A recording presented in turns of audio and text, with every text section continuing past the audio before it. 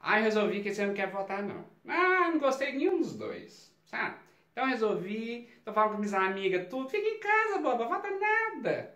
Pra quê? Na boa, galera, depois do meu último vídeo, tem muita gente me perguntando sobre uma frase que eu disse ali, que não se posicionar ajuda a eleger o candidato do militarismo. Esse vídeo, então, é para mostrar como que os votos em branco, nulo e as abstenções favorecem a obtenção da maioria e a eleição do candidato que está à frente das pesquisas. Talvez um dos maiores desentendimentos sobre o processo eleitoral brasileiro é qual o valor dos votos em branco, nulo e abstenções. Na antiga legislação eleitoral brasileira, os votos em branco eram considerados votos válidos. Isso significa que eles eram contabilizados e então colocados para o candidato que estava à frente, para o primeiro candidato. Então, o voto em branco, ele era muito o voto do conformismo. Tá bom, quem estiver na frente vai e leva. Já os votos nulos eram os votos do desgosto, aqueles que não concordavam com nada que estava lá.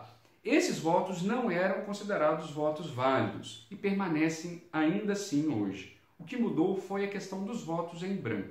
A legislação eleitoral brasileira atual é baseada tanto na Constituição Federal de 1988, quanto na Lei 9.504, de 30 de setembro de 1997. Essa lei define que tanto votos brancos quanto votos nulos não são considerados votos válidos, ou seja, não são computados na contagem final. Para algum cargo do executivo, presidente, prefeito, governador, o eleito precisa de ter 50% mais um dos votos válidos, ou seja, excluindo os brancos e nulos. Entra também nessa categoria de não contagem de votos válidos as abstenções, ou seja, aqueles que não apareceram para votar. Mas então, se os votos em branco e nulo não vão mais para o primeiro candidato, por que eles ajudam que esse candidato seja eleito? Porque eles diminuem a proporção dos votos válidos, fazendo com que seja mais fácil que o candidato que esteja na primeira colocação atinja 50% mais um desses votos. Vamos colocar em números porque facilita. Suponhamos que o nosso universo eleitoral conte com 10 eleitores. Se 3 deles votarem no candidato A, 2 deles votarem no candidato B e 2 anularem, 2 votarem em branco e 1 se abster, dos 10 votos possíveis, o candidato A será eleito com apenas 3 votos.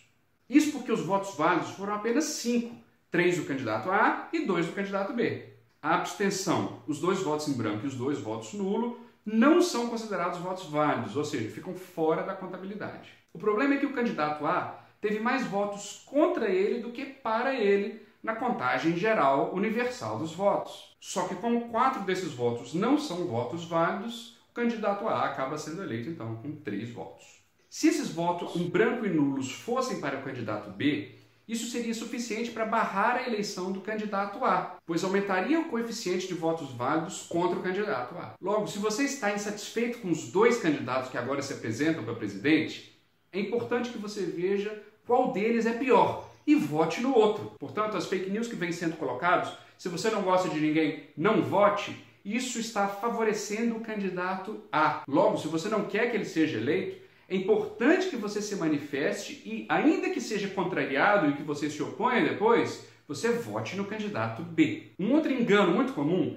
é se achar que mais de 50% da população não aparecer para votar, votar em branco ou votar nulo, que a eleição será cancelada. Isso não é verdade. Como esses votos não são considerados votos válidos, eles simplesmente não são contabilizados. Logo, vamos voltar para o nosso exemplo de 10 eleitores. Se 3 pessoas votarem nulo, 3 votarem em branco, 1 se abster, 2 votarem no candidato A e 1 votar no candidato B, o candidato A será eleito com apenas 2 votos, já que houve apenas 3 votos válidos. No caso dessa eleição presidencial no Brasil, não votar, votar em branco ou votar nulo vai contribuir sim para a eleição do candidato que vem promovendo o ódio e o fim da democracia no nosso país. Portanto, se você preza pelo Estado democrático de direito, é muito importante que você se manifeste sim e que, ainda que não goste, vote no candidato B contra esse candidato do ódio do fascismo.